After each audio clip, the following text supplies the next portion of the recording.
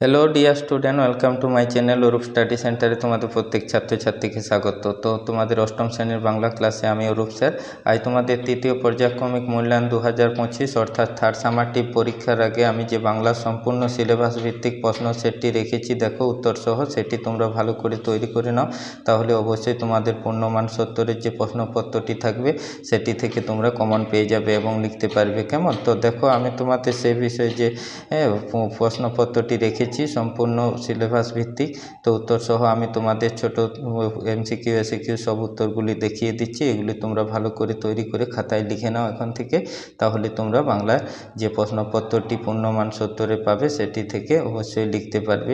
তো চ্যানেলটিতে নতুন হয়ে থাকলে অবশ্যই চ্যানেলটিকে সাবস্ক্রাইব করে দাও। এরকম গুরুত্বপূর্ণ ভিডিও আরও তোমরা অন্যান্য বিষয়েরও পেয়ে যাবে। আমার সেন্টারে যে সকল অভিজ্ঞ শিক্ষক দ্বারা সাজেশনমূলক ভিডিওগুলি তৈরি করা হয় সেগুলি তোমরা পেয়ে যাবে। এর আগে যে চ্যানেলটিতে আমি আরও তোমাদের যে অন্যান্য বিষয়ের ভিডিওগুলি সাজেশনমূলক তুলে ধরেছি সেগুলি তোমরা দেখে নেবে। তো দেখো আজ আমি তোমাদের যে বাংলা প্রশ্ন সেটটি রেখেছি সেটি আমি তোমাদের উত্তর সহ দেখিয়ে দিচ্ছি। প্রথম দেখো যে সঠিক উত্তরটি বেছে নিয়ে লেখো। 1 × 10, 10 থাকবে তোমাদের। তো প্রথম কোশ্চেনটি দেখো, যেটি সুভাষচন্দ্র জেলখানার চিঠিপত্রখানি লিখেছিলেন কোথা থেকে? না, দেখবে তোমরা মান্দালয় জেল থেকে। গয়ের দাগের উত্তরটি সঠিক। প্রতাপের প্রধান শখ ছিল কি? উত্তর হচ্ছে ঘড়ি উড়ানো, ক্ষয়ের দাগেরটা। রঞ্জনের সঙ্গে ক্লাবের সম্পর্ক ছিল কত বছরের? 15 বছরের। 4 দাগের কোশ্চেন দেখো, হরিচরণ বন্দ্যোপাধ্যায় রচিত অভিধানের নাম? উত্তর করবে বঙ্গীয় শব্দকোষ। কেমন? শিকল পরার গান কবিতাটি মূল কাব্যগ্রন্থ হচ্ছে বিষের বাঁশি।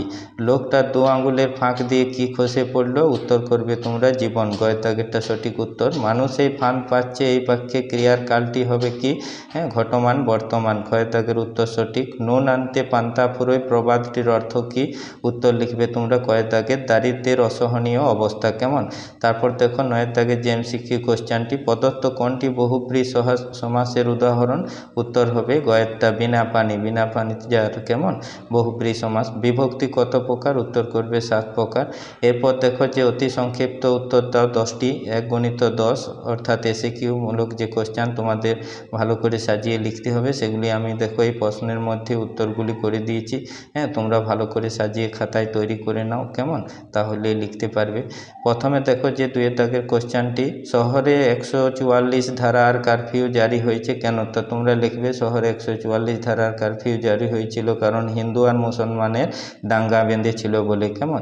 দ্বিতীয় কোশ্চেন দেখো, সুন্দর রামস্বামী কোন ভাষার লেখক? উত্তর করবে সুন্দর রামস্বামী তামিল ভাষা সাহিত্যের লেখক। পরের কোশ্চেন দেখো, ফুটবল মাঠে কোন দিন বার পুজো অনুষ্ঠিত হয়? 1 বৈশাখে। এটা তোমরা গুছিয়ে লিখবে। পরের দেখো যে কোশ্চেনটি 4 দাগের এসিকিউ, রিক্সা থেকে কারা নামলেন? উত্তর করবে রিক্সা থেকে 2 মোটাসোটো ভদ্র মহিলা অর্থাৎ বকুর ছেনু মাসি ও বেনু মাসি এবং বেনু মাসির ছেলে ডাম্বর নেমেছিল। কেমন? পরের কোশ্চেন দেখো, মাসি পিসিদের সাথে কারা সাত ঝামেলা করে? লিখবে মাসি পিসিদের সাথে সাত ঝামেলা করে রেল বাজারের হোমগার্ডরা। কেমন? তারপর দেখো কাজী নজরুল কি কি ধরনের গান লিখেছেন?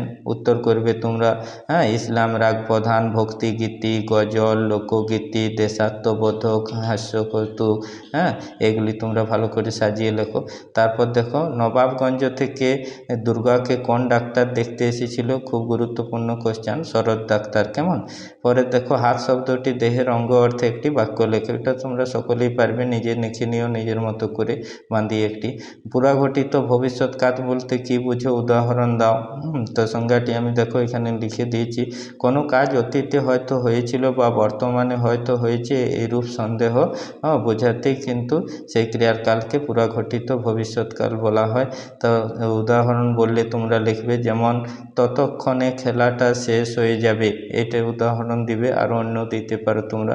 পরে দেখো যে 10 দাগের কোশ্চেনটি এসিকিউ, ব্যাস বাক্য সহ সমাস নির্ণয় করো। কি আছে? নবরত্ন। উত্তর করবে তোমার নবরত্নের সমাহার। কেমন? দ্বিগু সমাস। তাহলে তোমরা 1 নাম্বার পেয়ে যাবে।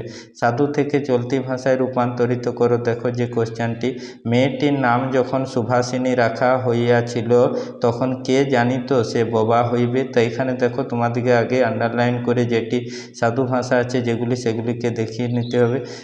হইয়া গিয়াছিল জানিত হইবে। হ্যাঁ, এটিকে তোমরা তাহলে কিভাবে চলতি ভাষায় করবে, তখন লিখবে মেয়েটির নাম যখন সুভাষিনী রাখা হয়েছিল তখন কে জানতো সে বোবা হবে। এইটি হলে তাহলে চলতি ভাষায় রূপান্তর করা হয়ে যাবে, 1 নম্বর তোমরা পেয়ে যাবে। পরের দেখো 12 দাগের যে কোশ্চেনটা, অপুর বইয়ের দপ্তরে বিদ্যাসাগর প্রণীত কোন বইটি ছিল, উত্তর করবে তোমরা চরিতমালা। কেমন? প্রবাদটির অর্থ লিখে বাক্য গঠন করো। এক হাতে তালি বাজে না।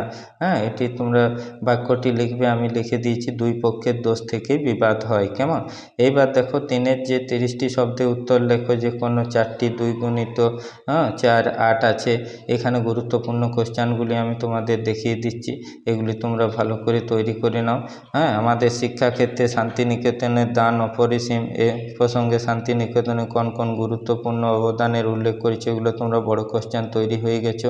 আরও ভালো করে দেখিয়ে দিচ্ছি গুরুত্বপূর্ণ কোশ্চেনগুলো, এগুলো তোমরা এখন থেকে তৈরি করে নাও, তাহলে উত্তর লিখতে পারবে।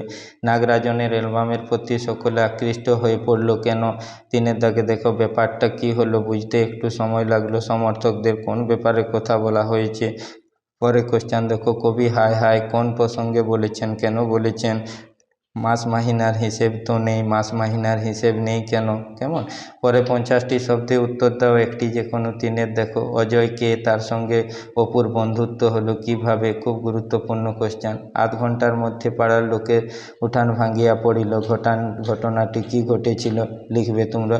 5-এর দাগে দেখো 150 শব্দে উত্তর, যে কোনো দুটি। 10 আছে তোমাদের। কারাগারে বসে নেতাজি যে ভাবনা, যে অনুভব, তার অনেকখানি কেন অকথিত রাখতে হবে, এটি দেখবে।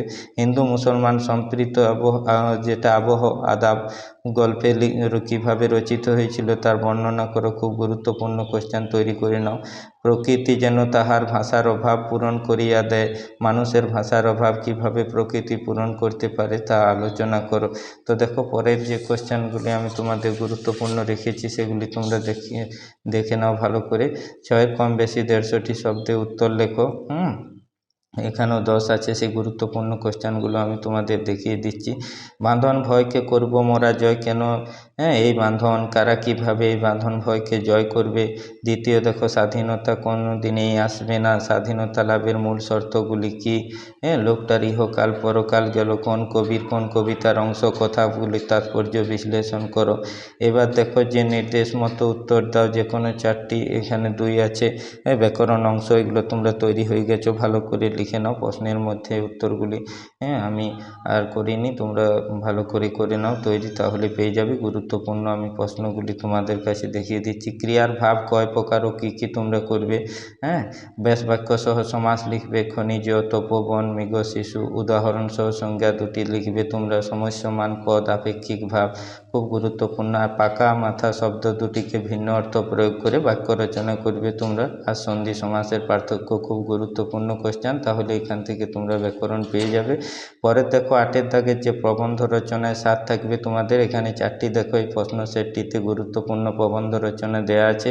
তা তোমরা প্রথমে দেয়া আছে ছাত্রছাত্রীদের দায়িত্ব কর্তব্য, স্বামী বিবেকানন্দ, মানব জীবনে বিজ্ঞানের দান।